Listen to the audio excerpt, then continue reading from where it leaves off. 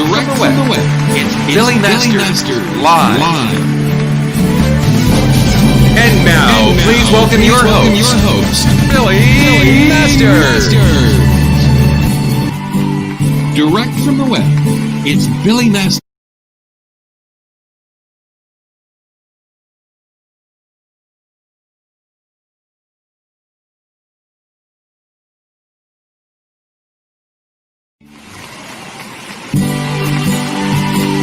Direct from the web, it's Billy Masters live. And now, please welcome your host, Billy Masters. Okay, it's me coming your way. Coming your way, direct from the web. It's Billy Masters of Billy Masters Live. Because again, to have somebody else hosting Billy Masters Live would be ridiculous.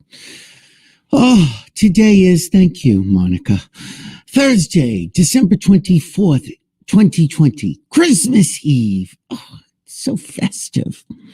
Now, you may notice I'm wearing the same thing I was wearing Tuesday, December 22nd. The reason is that I am recording this. So, you know, when I say if we're here, we're live and then we're not so live. So I wasn't going to do a Christmas Eve show. There was going to be no Christmas Eve with Billy Masters. Ho, ho, ho yourself. So if you haven't watched that show, the Tuesday, December 22nd show, back there, wherever the hell it is. So what you do is you go over here, you click on the little button that says subscribe and the big Billy. You know, I've had boyfriends who have called parts of me Big Billy. It's another story. Anyway, if you click there and says subscribe, you'll know when there's a new show. You wouldn't have to be psychic. You wouldn't need Dionne Warwick to tell you the way to San Jose. You could just get a little email almost by magic from YouTube or whomever, the Russians, who knows who's running things these days. Anyway, you would get an email that says, Billy Masters has a new show, and then you would know. So anyway, on Tuesday, December 22nd, and if you missed that show, let me just tell you, all you have to do is go to www.billymasters.com/TV. See, now I know I did that slash wrong. Boom, /TV. Or there's a little tip. People don't know this. We have another site. We have another website called billymasters.tv. It will confuse people and they may think I'm a transvestite. So therefore we say billymasters.com/TV. Anyway, if you go there, all the shows are listed. Also, if you click on that little thing right over there, you'll become a subscriber to my YouTube channel. It doesn't cost you anything. I make pennies of dollars. I know. Glamorous. Anyway, so Tuesday we had Taylor Dayne on. First, we had the most ridiculous. She was here. She wasn't here. She couldn't hear us. We could hear her. Then she couldn't hear us. It was a mess. Anyway, we've edited all of that out of the version you will see online. But I'm saving it maybe for next week for my year-end wrap-up, because it was really funny, because at a certain point I was playing charades with Taylor Dayne on television. Kind of. Anyway, you know, who knows? This is as professional as you're going to get, unless you're watching Jeffrey Toobin's show, which is on like XTube or something. Anyway, so we ran long with Taylor Dayne, but then Taylor Dayne had to leave us to go do an interview on ESPN. Why? I couldn't tell you. I didn't watch. So Taylor left, and I'm sitting here and I'm babbling and I'm talking to you. And I see my friend Dennis Hensley online. And Dennis Hensley has this great game called You Don't Know My Life. And I said, let's talk about the game. So we did that on Tuesday's show. But then I decided if you're tuning in to watch Taylor Dayne, you don't want me talking about that. So I've cut that. And that's going to be part of today's show, Christmas Eve. Ho, ho, ho. I don't know if I told this story on the air. I might have, but I may not have. I think I did when I was waiting, after my scintillating story about my COVID test, which, by the way, go back and you can hear that. That one's a very scintillating story. So, yes, I think I told the story, so I'm not going to tell it again. If I didn't tell the story about me in the ATM vestibule with the homeless person who may or may not have had a bladder problem, tell me, and I'll tell you some other time. And the hot fireman. It's quite a story. Anyway, so that's neither here nor there, nor hither nor yon. The point is that today is Thursday, December 24th, and I defy any of you to tell me it's not. And the irony is, even though I am wearing the clothes from Tuesday, the 22nd, this is actually Thursday, the 24th. And this is the outfit from Tuesday, the 22nd. It's a mystery how I do these things. It's like teleportation. Anyway, who cares? You don't really care about all these stories. The point is that I'm going to roll into the show with Dennis Hensley, talking about his game show, You Don't Know My Life. Now, we may, during that show, talk about Taylor Dayne having been on earlier. She wasn't on earlier. She was on earlier.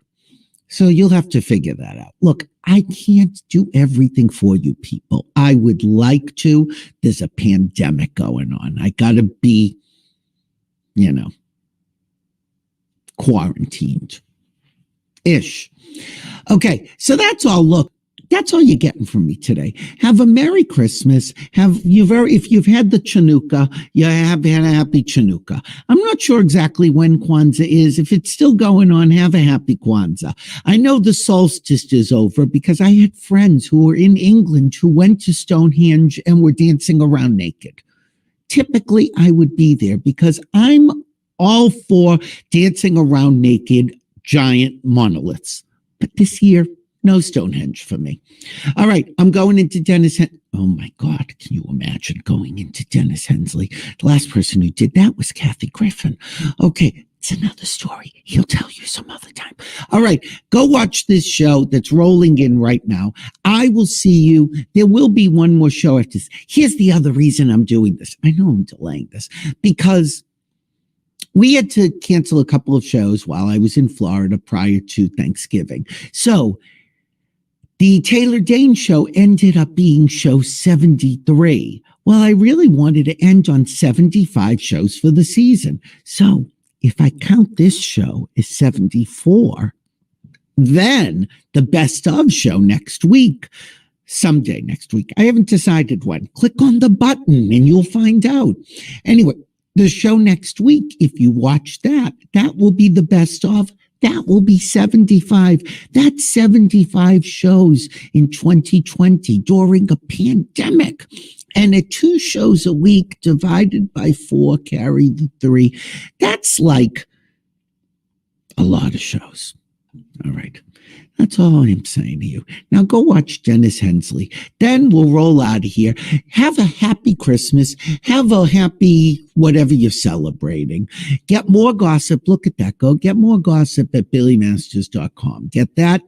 And just remember that if we're here, maybe we're live, maybe we're not. Who knows? Okay, take it away, Billy and Dennis. The creator of You Don't Know My Life, well, co-creator, because he's one of those people who wants to give credit, as opposed to me, who it's all about me. Dennis Hensley is here. Hi, Danny. Hi, Billy. I'm hearing another sound. Yes, you've got something else open on your computer. I think I got it. I think I fixed it. Okay, good. So look at us. So You Don't Know My Life. Tell people what the game is. You Don't Know My Life is a party game that we describe as Cards Against Humanity and your diary got together and had a baby. And during the beginning of my career, like you, I did a lot of interviews with celebrities and personalities. And over the years, I developed these sort of offbeat questions that I found got fun stories from people. So a couple years ago, I partnered with a game designer friend, and we turned those cards into a game. And it's a great getting to know you kind of icebreaker game, even for people that have known each other forever. but there's also a real kind of strategy and guessing part to it. And when the pandemic hit, we started doing virtual game nights for people. So, and what people should know is that, the questions are provocative. And here, by the way, let's just show people. Look at that. Yeah. We're working quick here, this whole show. I love this. I was watching Taylor Dayne and now I'm on television. Look at that. Who would have ever thought? I know. So, and when you have a group of people, what people can do is they can answer the questions anonymously and put them in a bowl, and then people can guess, oh, this is a story that would be about Billy. And then Dennis could go, ha, it was me, not Billy. Right. So, there's a question that's posed to the whole group that's 8 people playing, say. What kiss from your life felt like something out of a movie? And when you're playing around a table, everyone writes down a short answer on a little Post-it. And then in the virtual game, everyone submits an answer on their phone. All of the answers are presented, and then you take turns figuring out who said what.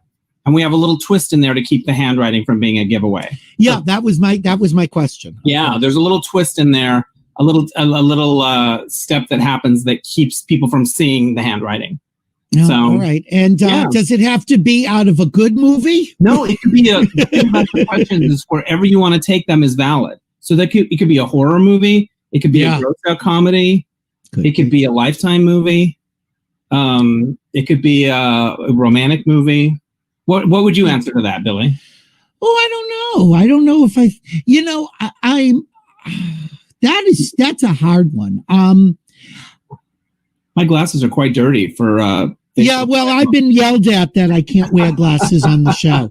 So basically, I sit here like this trying to see things, and then I look even older. I know. It's all good. Look, I know. It's just we're lucky. We're lucky we have a show at all. I showered this week, so that's something. Oh, good. Erin Quill is sitting home somewhere saying, well, why didn't Billy ask me to be on? Erin, you can join us if you'd like. Yeah, bring her in. We can play a round of the game. Yeah. Oh my God, let me see if I can do that, because she just texted me like a minute ago. And she is, I don't know why you're not in my phone. Yeah, I know. I was just looking to see if you were in my phone, but you weren't. Yeah, I don't know how that's possible. We've known each other 20 years. I think we were at some point, but anyway, kiss out of a movie. One time we were playing, I was hosting a game night with some people that I didn't know very well, but they were fun. And one person answered that they were kissed by Jackie Onassis when they went to visit the White House. They were kissed by a first lady. That's what it was. And it turns out that they were like a Broadway performer of a certain age that when they were quite young and just starting to perform, did a show and had a moment with Jackie O where they got a kiss on the cheek. And Carol Channing. Exactly. Did Carol Channing kiss you? No, but well, she might have. I bet she did. She might have. I will tell this story. There was kissing involved. So, because I'm sitting at my desk in Boston, which I'm very rarely. So, this spoon. Right. I came home from a George Michael concert, a WHAM concert, not even a George Michael concert. Damn the right. next morning, in my leather pants and in my pocket was my underwear. Actually, I don't even think they were my underwear. And this spoon. What's the story? That's all I'm going to say. There's a story and it involves George Michael. And there was kissing involved. And and inexplicably, there's a spoon involved. Did you kiss George Michael? I had an evening with George Michael. That's amazing, Billy. I did. What was he like? But more than anything else, I have a spoon. You have a spoon from the hotel room or something? It's from the hotel room. And as a matter of fact, it says here, if I could see, I believe it says the initials PH in the tarnish. It's really old. And it was the Parker House in Boston.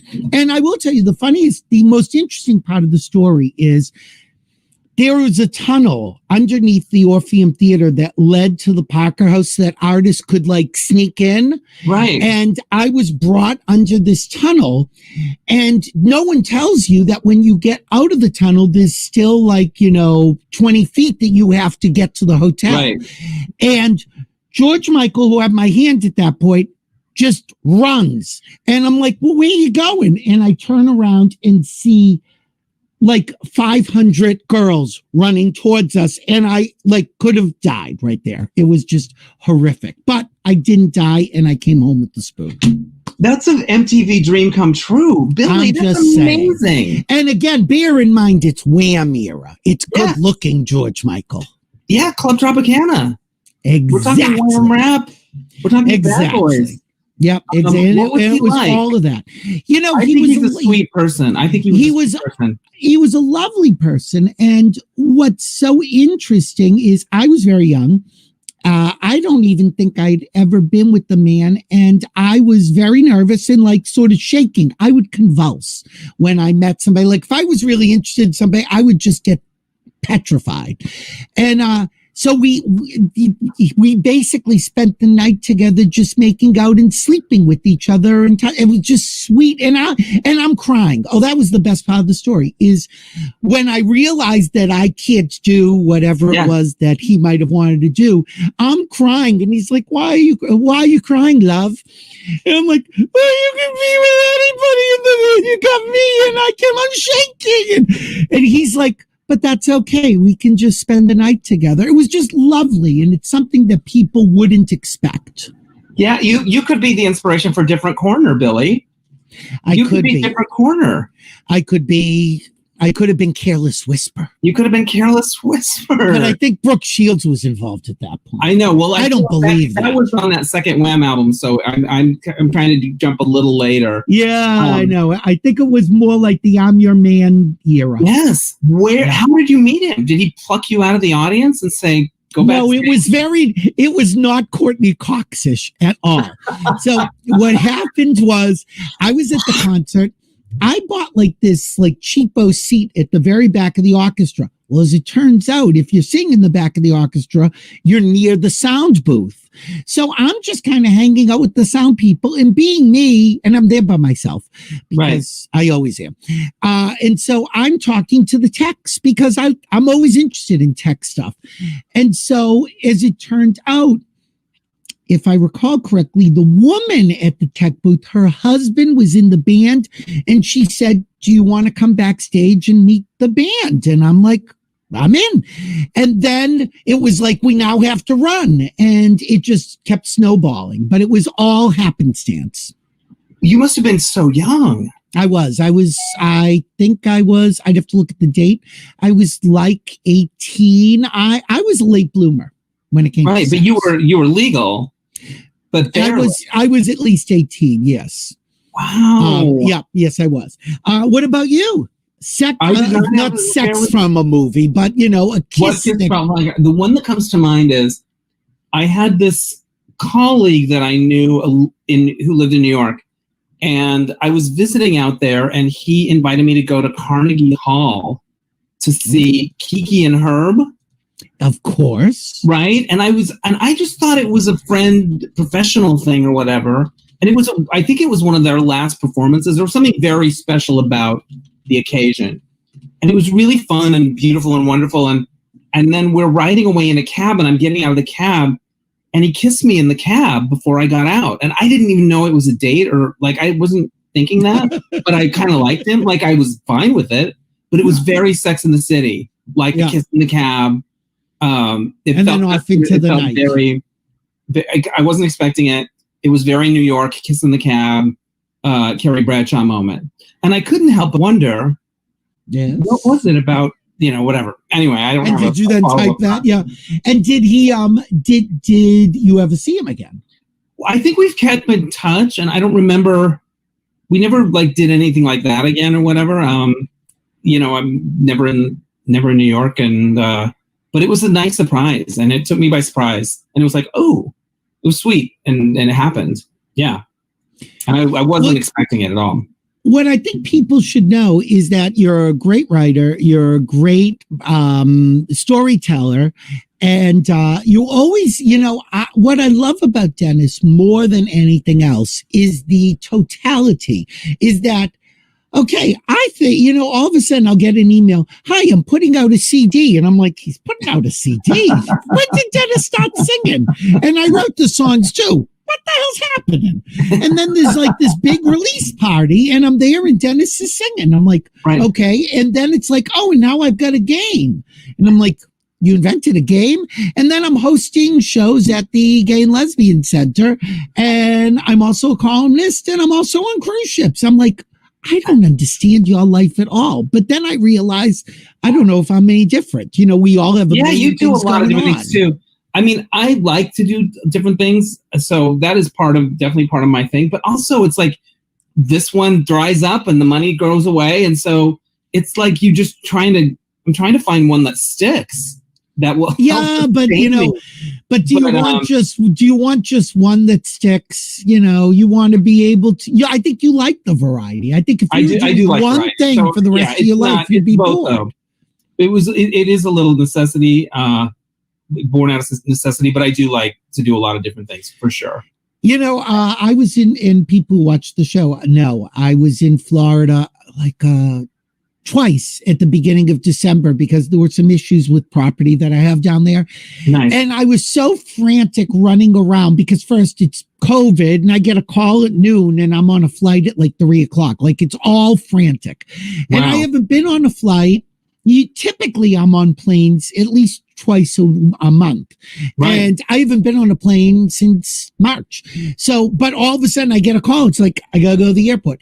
And I'm running around frantic. And after 4 days, somebody said to me, when are you sleeping? And I said, you know, I just kind of pass out for a couple hours here and then I go back to work and then I pass out.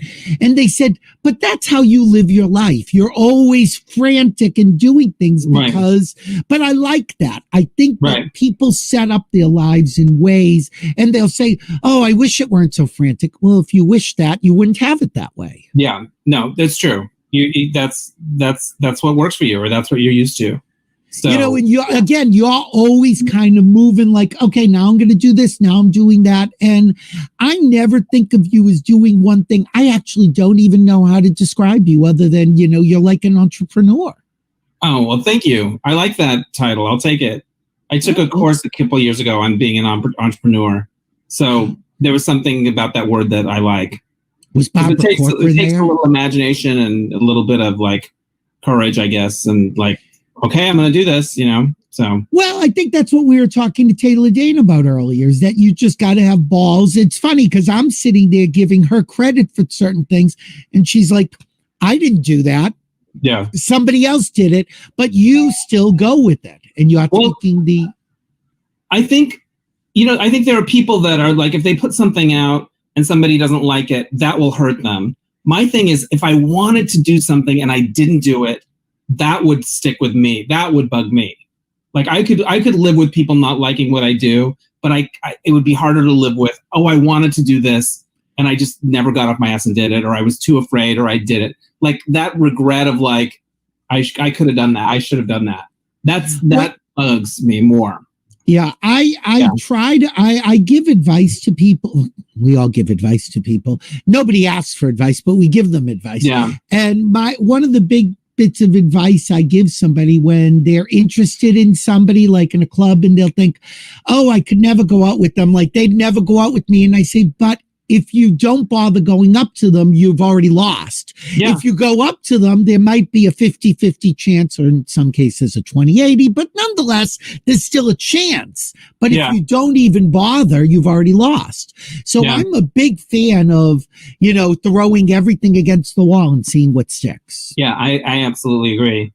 And have you ever told the George Michael story on your show before? I told part of it once. I don't know how much. I mean, I've never told all of it, but I've told bits and pieces here and there. Well, because what happened was I haven't been in Boston for a long stretch like this. This has been interminable.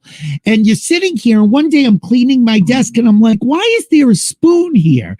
And then, of course, you remember. And yeah, there's, you know, every once in a while, and it's funny, I was reading Taylor Dayne's book, and her book was written with somebody, so I don't necessarily put all the phrasing of the stories in her voice, but the memories are hers. Yeah. And I think when you look back on your life, like mentioning the photo cube, well, the minute you say something like a photo cube to somebody my age, I remember a photo cube.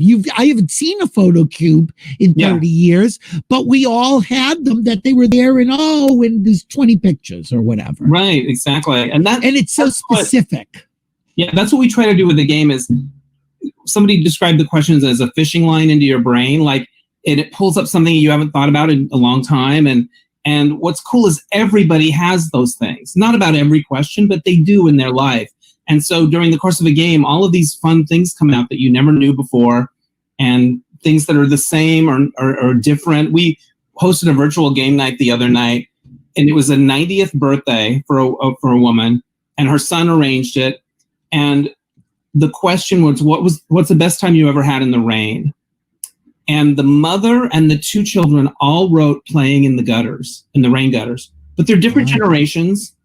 And their all answers were very similar. And it was just this random thing. I think it kind of bonded them in a sweet way, in a little way. And it's sort of frivolous and, not earth-shattering stories. But it's fun. But it's fun, and it reveals something. And also there's the fun of trying to guess, somebody here hooked up with George Michael? Oh my God. Right. Well, you did this at the Gay and Lesbian Center. Yeah, you were there. You came to and I was there. Stage. And there was Melissa Peterson and Frank DeCaro, and I forget who else was there. But there was a story. There was a story. The question was, an encounter you had on a plane. Yeah. What was the strangest encounter you've had on a plane? And Melissa had this crazy story, and Frank had this crazy story, and you looked in the audience and said, anyone else have a crazy story? And I said, well, and you're kind of looking, and I had been telling the person I was with, that reminds me, and I don't even remember which story because there have been lots of plane stories, but I told this to this person, and my friend said, he does, and you're like, oh, Billy Masters has a story. I love it. And the do you remember which one it was? I don't remember. I can't remember either. Yes, I do remember. It just hit me. It was a transcontinental, it was a red-eye flight from LA to New York. Yeah. And I was in first class when they had just those big, wide, comfy first class seats, which I liked, the old leather ones. And it was pretty empty. And I was sitting next to Ben Stiller, who was at his peak of cuteness. And he had a big yellow pad, and he's sitting there writing notes to himself. And I can only presume, like ideas for future movies or whatever. Right. And I'm sitting there and I want to talk to him, but he's writing, and it's the overnight, the lights are out. Sure. But I'm trying to look at what he's writing. And eventually he realized I was looking at what he was writing. So he got up and changed to, it used to be 212, and he went to the single seat where nobody would be next to him. So that was my only encounter with Ben Stiller. But it's a story that goes nowhere, but you think of a plane and say, oh, remember when you sat next to Ben Stiller? And these are stories that don't really have any value. They're whatever. But when they're shared, there's something fun about them that bonds people. And they're things that you haven't thought about in forever. That reminds me, we were playing that game with somebody that had that same question.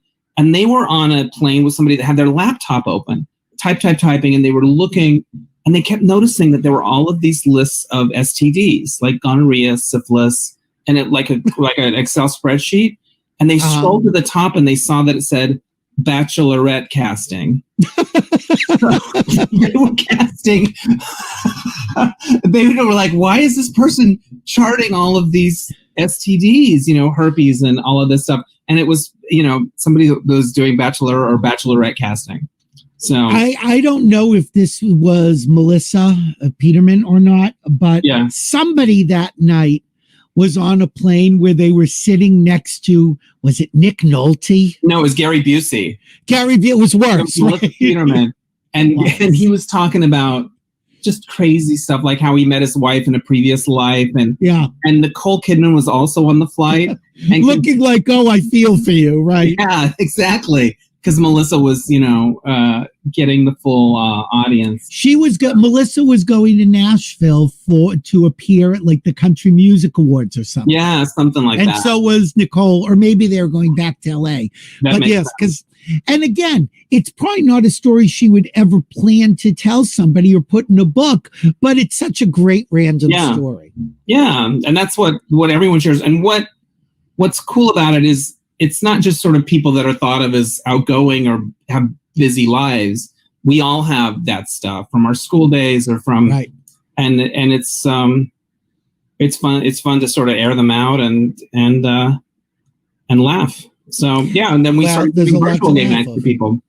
Yeah, so. I think it's great, and there's a lot to laugh at. So again, if you're looking for a last minute gift, now I would think Amazon could deliver this on time. Yeah, they probably could. Amazon, and you don't know my life. Now, granted, you're not having people over the house playing over a plate of Prep Lock or something, but you might be doing a Zoom holiday. Yeah, and gathering of some kind. We could do it over Zoom for people. So they just email us at youdon'tknowmylife.com. The website's there. And we set a time and a date together, and I send you a link, and I host it like a game show. And it's very reasonable to do it financially. And something fun to do. I'm going to put up your text again. So I love it. youdon'tknowmylife.com. Look, there you are there, and there you are. Look, you're on my screen twice. I'm not even. I love it. This one is like me having decent lighting and shade. Yeah. We're doing what we can. Exactly. You know what? Look, Taylor Dayne had no sound for a while there. So what are you going to do? I'm so happy that it's just able to jump into the show. Yeah, so. Well, that's, I have to say the one advantage of doing, this is a difficult way of doing shows because most of the technical stuff I can do on the fly because there are people in a control room, but they don't know what I'm thinking of. So I can't get messages to them. So it's easier if I do things. But on the other hand, then when I'm thinking of something and I can just say, yeah, join us, and boom, you're here. Here we are. What has it meant for you to be doing these live shows during quarantine? Has it kind of given you a little touchstone in a way? In a way, it's given me a lot of stress and aggravation because, and you'll identify with this, the shows are the easy part. The show is fine. Even when the technical stuff happens, it's fine. It's all the stuff that leads up to it. The coordination, the show prep, the reading of the books, the looking for clips, editing clips. Yeah. There's a lot of work that goes behind the scenes that unfortunately I can't give to somebody else because only I know what I want. Yeah. And I'm a little bit of a control freak, and I get that. So I've cut off a little bit more than I could chew. And it's funny, when Seth Rudetsky was the person who recommended, he said when he started doing them for the Actors Fund, he and his husband James, every day at starsinthehouse.com. Yeah. I told him what a great thing. And he's like, well, then why aren't you doing these? And I'm like, oh, I don't want to do that. And he helped me get started. But I said, I'm not going to do 2 shows a day because you're a crazy person. Right. I'll do maybe 2 a week. Well, on reflection, I should have done 1 a week. Right. Because 2 a week is a lot. And, but the positive side has been, I have something to do 2 days a week that is immovable because nothing else is on a schedule. The column can be written whenever it wants. All my other work is on my own schedule. I have to be here at this time. So that's a good and bad thing. For somebody who doesn't like schedules, it's good and bad. And I really thought when we started this, 2-3 weeks, it'll just be something silly for me to just sit and talk to my friends. As it's gone on, what's been lovely, particularly with people who I'm friends with in LA, where I usually live, I'm able to actually spend time with them in a way. Yeah, for sure. And, and also there is something, and I would bet you've lived through this, is that when you interview somebody, even somebody you're really good friends with, you're asking very different questions than you ever would in real life. So you're actually learning more about your friends. Yeah, that's true. I think that's absolutely true. Yeah. And it's something I did not expect. that. I really thought when I was having like, a Jennifer Lewis on, I thought, well, I know everything about Jennifer Lewis. I mean, once you've been in a hot tub with Jennifer Lewis, you know everything there is to know. And then I realized, there's a lot I don't know, because you, as a friend, you don't ask the questions an interviewer would ask. You may not ask about childhood or motivation or difficult topics, especially as a friend. You don't, like, as a friend, I would not sit and say to you, well, all of a sudden you came out with, and there's a book. I mentioned the album. He also wrote a book. There's also an audio book of it with our friend Darren Quill and Kathy Griffin and Tony Tripoli and a bunch of other people. Nice, good memory. Well, I have an autographed copy, so I should remember. And I think at the time I might have said, why did you do that? But maybe now I would say, what was that experience like on reflection? Like the CD, looking back now, what do you look at? Do you look at it still as a positive thing? I did it. I did. And I love the experience of working on it and stuff. Some of it, I listen to it and I go, ooh, but some I'm like, I like that. That's a solid song. I feel good about it. And I just feel good that I did it and it made it happen. And it was before, there was YouTube or like streaming or anything like that. So you really had to get CDs made, and you got to design I had a friend design the packaging, and it was a dream come true to realize that. And Water's Fine. Was it The Water's Fine? It was called The Water's Fine. Yeah. There you go. And there was the picture of you like this, like, I rented a bathtub. And was there a blue shirt? In a blue shirt, and you know who shot it was Mike Ruiz. Do you know Mike Ruiz?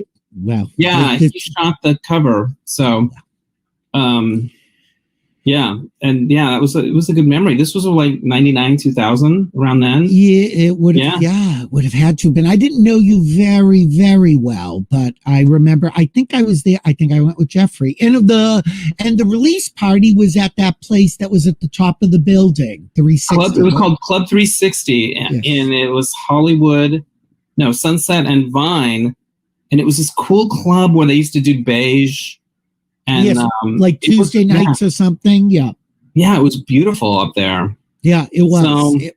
And it was, again, what I love is that Dennis has this eclectic group of friends from, anywhere from soaps to movie stars to people who are checkout clerks at Ralph's to gay porn. Like, there's a little bit of everything. Oh, awesome. Well, you always keep it going too. You're very industrious, and you've but what you and that's why I think I get what you do, is that there's always another project going, and I like people who have balls, who are willing to put themselves out there in a way that may or may not work in front of the world, and that's okay. I think I'm more afraid of not doing it than I am of failing. Yeah, that bugs me more deep down, I think. Yeah, I'm so on the fence. I think you may be a little bit ballsier than me in certain ways. Certain ways I'm really ballsy, but certain ways I have to learn to take my own advice. I think that's one of the things. That's one of the things I've learned through COVID. I've learned that, instead of giving advice to everybody else, why not just give yourself advice and follow it? I've been very so I'll tell a very quick story, and then we do it. Yeah, I love this. Okay, so and then I'll talk about when I fucked Duran Duran. Just kidding. Oh my God, I'll be so jealous. On the boat, on the Rio boat. That would be great. Anyway, top your George story. I really feel like it's a good story. 2 hours on that. It's a good story. Yeah. Somebody who's writing a book about George Michael, Gavin. His name popped out of my head. Not Gavin Newsom, but Gavin. And he's, I think, the only person I've told most of the story to, because he wanted to find people who knew George Michael and knew people around him. I also knew I had worked with Shirley and Pepsi hosting a show when they did their solo album or duo album. So anyway, okay. But what I was going to say yesterday. So yesterday I was out and I was doing a bunch of errands and I had to go to an ATM machine. And the first machine wasn't working. And I was really annoyed because I went to the bank that has a parking lot because that's easier. So, all right, now I'm going to go to this other bank in the snow here in Boston. So there's limited parking. I'm in this illegal spot and I start walking over and this fire truck pulls up and an ambulance pulls up and they're in front of the ATM and I can't say, excuse me, I got to go into the ATM. So I'm sitting there watching. And apparently there's a homeless man who's been living in the ATM vestibule, as one does in the winter. And I had two concurrent thoughts, and he had all of his belongings in there, and there was a bottle of Gatorade, but then there was some yellow liquid on the floor, and I'm trying to figure out, is it urine, is it Gatorade? And there's a lot of thoughts. But the two thoughts that went through my head was, how horrible that this guy is living like this, and there, for the grace of God, do go any of us, because we could all be living on the street or in an ATM vestibule. On the other hand, I'm thinking, could they please move this along because I'm illegally parked and I got places to go? Right. So ultimately, the fireman sees me and he makes a motion like, are you trying to get in there? And I said, yes. And so he kind of blocks away so I can walk through and hop over the urine. And I said to him, you know, because I have to always make a joke, I said, oh, you think that's Gatorade or something else? He said, I'm not checking it. And I said, oh, yeah, me too, whatever. And I said, isn't it sad? Because I want to appear like I care. I said, isn't it sad about this guy? Because the guy now is coming in to collect his belongings and they're bringing him to a hospital. Right. And I'm thinking, oh, I want to be sympathetic. I said, isn't it sad, this poor guy? And he looks at me and says, just another day at the job. And I went, just when I'm thinking I want to appear sympathetic to the public servant, he's like, yeah, whatever, let's keep this moving.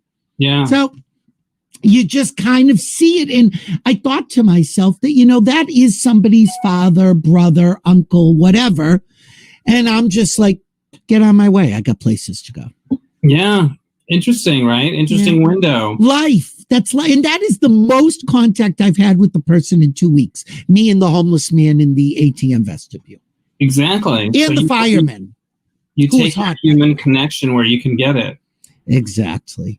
How have you been doing during the pandemic? I've been all right. I feel like, you know, like everybody, kind of frustrated and scared and whatever. But I've been all right. I've stayed pretty busy and I've had, you know. You've been doing virtual shows. You've been doing shows for the Gay and Lesbian Center. We did the Mismatch Game shows on Zoom for 3 Saturdays. We just finished those up, and they were fun. They went. My biggest fear is that my Wi-Fi will just go out. Do you have that fear? Yes. So what I in the middle of the show, you know, boom. Well, so I can't really show it, but there are 3 computers sitting here. There is the computer I use for the show, which is hardwired into the modem because I'm paranoid about this. Then there is the laptop computer, which is on Wi-Fi. And then there's a backup laptop computer in case that should go. And then there's also my cell phone, just in case all else fails, because I am so paranoid about live. I mean, I think there's something great about live, and I think I prefer watching something live, but I think there's something very nerve-wracking about it. For sure, yeah. Yeah, it's scary. Has it worked out for you with your guests? Yes, yeah. For the Mismatch game, it worked every time, and a couple times when I was hosting virtual game nights, I've had a few hiccups, but for the most part, it works. You know, thank God for Zoom. I know we're all sick of it, but boy. Well, I'm going to be very curious when this is all over, how much of this virtual stuff will continue as our lives. Like, how many people will still work from remote? How many people will still be doing shows? If the view and the talk will no longer rely on guests to show up in person, and they'll keep integrating guests like this, because I think that there's been a learning curve, and some people have done very well with it, and maybe that's going to stick. Well, I just know from watching the news, like just being in people's houses, and we get used to the sound inconsistence. We're not so uptight about the lighting. And I think production values that people before would just find unprofessional and shoddy, we've all kind of gone with it, you know? because we didn't have a choice, really. Well, I think that's one of the things, it's funny. You had made a comment earlier on the show, which I didn't bring up. Grainy YouTube clip of that. Yeah, YouTube clip. She sounded amazing. Yeah, and that was the thing. And I noticed it and I laughed to myself right here. That voice, even on a grainy YouTube clip. And again, we've kind of learned that really what is important is the quality of the performance or the person and not necessarily the polish. Yeah, we've gotten where we're like, we don't need everything to be perfect. Yeah, and especially some of the viral videos and some of the things that really capture people's imaginations. They're sort of spontaneous, and everything doesn't have to be perfectly presented, I think. Yeah, and I think that it's been we've gotten a lot of content and a lot of information that we wouldn't have gotten any other way. So, it's so funny because people keep saying to me at the very beginning of the pandemic, when I started, I was lucky. I was at the beginning of the curve because of Seth. And people kept saying, well, I have nothing to do. I have nothing to watch. And I'm like, okay, well, we're doing this. It gives you a laugh for an hour or two. And now everybody's got a show. It's like there's so much content out there. Yeah, it's a lot. And I think people get tired of watching things on Zoom and stuff like that. And they're like, I'll just read a book or go for a walk or something like that. Well, there's a lot of things that I've put aside and bookmarked and said, I'll go back and watch that. And how many of them have we gone back and watched? Not all of them. Not that many, but yeah. Anyway, okay, I'm going to tell people one last time. Yes. You Don't Know My Life. Go to Amazon. It's there. It's a lot of fun. And if you would like to get in touch with Dennis, you can go right there. Yeah, and you can learn right there. If you're looking for something fun to do virtually to bring people together and in a fun way that's structured and organized and nobody has to worry about whose turn it is to talk and all of that, let us host a virtual game night for you. Go to the website and there's an information there and you can email us and we'll set a time and make it happen. It's not that expensive. It's fun. And Dennis is so much fun. He's a great host. And and if anybody, thank you, Billy. For you. And if anybody want to do a show and you say, will Billy join in? I'll join in for free. I'll play a game. What do look at that. If you want to have Billy make a cameo on your virtual game night, I may come in for a hand or two. There you go. I would love that. And if you're good looking, I may come and stay a little longer. You could stay the whole while. I might. Could we play a game of Strip You Don't Know My Life? We all have to take something off. Well, it's been so fun because, when we host these games, I don't know most of the people booking them. So they just show up on the screen and I'm like, that guy's cute. And then there was one gay party where, like in the middle of it, this one guy was just lifting weights in his little tight outfit. And I was like, I have no problem with that. That's awesome. Yeah. Oh my God. Yeah. We'll have to, like I said, we'll do one in January. So we'll get a fun group of people together. We'll get that Taylor Dayne back. She can do her makeup while she's playing because she can't. Perfect. It's fine. Yeah. And Melissa and we'll do this. It'll be delightful. Right. Dennis, thank you for coming on. Thank you, Billy. It's great to see you. And thank you for doing this. I've popped in on a number of episodes. Oh, you've Matt Bomer. When you had Matt Bomer on? No, I didn't have. Did I have Matt? I have no. It was one of the hotties. They were hotties. I have a lot. Who did you have from Boys in the Band? Who did I have from Boys in the Band? Didn't you have somebody from Boys in the Band? No, but we talked about Matt Bomer with Wilson Cruz. Might have been Wilson. I don't know. I have completely forgotten how many shows, who's been on the show. I've done 73, and people will say to me, I know who it was. Broadway guys. Who? Nick Adams and Max von Essen. Max. Yes. And Max. And the thing is, I completely forget. You've done, and again, it's like your interviews. You've done so many interviews, you can't remember everything. Yeah. No, I remember there were two super hotties going back and forth. Wow, they were really, and you had Nick Adams, who like God gave to with both hands, and he's trying to find his good lighting. I'm like, just shut up. Yeah. Thanks. That's right. Exactly. Yeah, right. I'm sitting here with special effects. Taylor Dayne walking around her house doing her makeup, and it's so good. But that's the fun part of it, is that you see them in their houses. Yeah. Like we just popped in on you. there we go. Here I am in my little booth where I write things sometimes. I know. All right. Anyway, Dennis, great seeing you. We'll talk soon. Thanks so much, Billy. Happy holidays. Bye, sweetie. Happy holidays everyone. to you. Guys, thank you for watching Billy Masters Live. I know we've run long. We may have to split this into 2 different shows. We'll do like a separate Dennis show and then a separate Taylor Dayne show. Oh my God, wasn't that scintillating? I just enjoyed every second of it. So if you're smart, you realize I just recorded the intro and now I'm recording the outro. I didn't watch the show. I don't know how scintillating it was. You know, let me tell you something about these shows. It's very interesting to me. After I do it, I completely forget about it. The only things I remember are the disasters. And we will talk about those next week on the year-end review. I remember the disasters. I remember when it was, to me, a terrible show, or when I was just not happy with it. You know, there's so many reasons why I'm not happy with things. You know, ask anyone who dated me. I have a lot of problems with people, starting with myself. That's another story for another Billy Masters Live. Click on the thing. It's over there. See, it's all backwards here. So I don't know where I'm clicking, but over there someplace, right there. Just click there, subscribe to the shows. Next week will be the year in review. I haven't decided if it's going to be Tuesday or Thursday. Some people are saying, you know, you should do it on New Year's Eve because that's the day that all those year-end wrap-ups are going on. But then I think to myself, do you people want to really sit and watch Billy Masters Live on New Year's Eve? And then I think to myself, what else do you people have to do? What else do I have to do? I'm sitting here. Unless I'm going back to that ATM to see if that guy with the bladder problem is still around. But anyway, whatever. This has been Billy Masters Live. I am Billy Masters, and this is as live as you're going to get me today on Thursday, December 24th, Christmas Eve. Happy Christmas. Ho, ho, ho. See you next week. Bye, guys. And just remember, this was Billy Masters Live-ish. And if we're here, we're live-ish. Ciao.